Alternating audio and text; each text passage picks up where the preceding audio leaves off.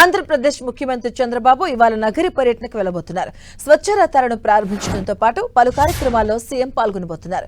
AP ప్రభుత్వం మరో అడుగు ముందుకేసి గృహాల్లో నిరుపయోగంగా ఉన్న పాత సామాగ్రిని కొనుగోలు చేసి వారికి అవసరమైన వస్తువులను అందించబోతుంది. కూటమి ప్రభుత్వం అధికారంలోకి వచ్చాక గ్రామాల అభివృద్ధికి అనేకంగా చర్యలు తీసుకుంటుంది. ప్రజలకు అవగాహన లేని కారణంగా పలు రకాల వస్తువులు నిరుపయోగంగా ఉంటున్నాయి. తద్వారా కలిగే దుష్పరిణామాలను దృష్టిలో పెట్టుకుని వాటిని సేకరించేందుకు ప్రభుత్వం ప్రత్యేక కార్యక్రమాన్ని రూపొందించింది. ఇందుకోసం స్వచ్ఛ రథాల పేరుతో వాహనాలను ఏర్పాటు చేస్తుంది.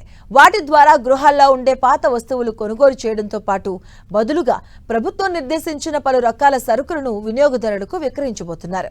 నగరంలోని జూనియర్ కాలేజీ మైదానంలోని హెలీప్యాడ్ కు సీఎం చంద్రబాబు ఉదయం 11 గంటలకు చేరుకుంటారు.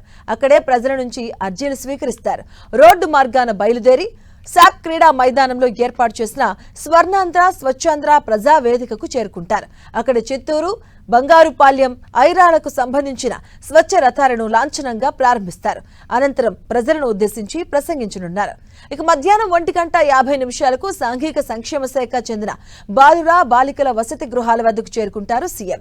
ఇక నెట్ జీరో వేస్ట్ కాన్సెప్ట్ ను ప్రారంభిస్తారు. విద్యార్థులతో మాట్లాడతారు.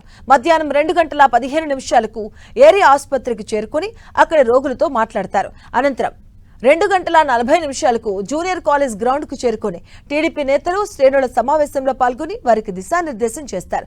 సాయంత్రం 3:55 హెలీప్యాడ్ కు చేరుకుని తిరుగు పయనమవుతారు. సీఎం చంద్రబాబు పర్యటనకు ఏర్పాట్లు పూర్తి చేశారు అధికారులు. మరోవైపు పోలీసులు సీఎం పర్యటనకు భారీగా బందోబస్తును ఏర్పాటు చేయడం జరిగింది. ఎక్కడా ఎలాంటి అవాంఛనీయ సంఘటనలు జరగకుండా పటిష్టంగా బందోబస్తును ఏర్పాటు చేశారు.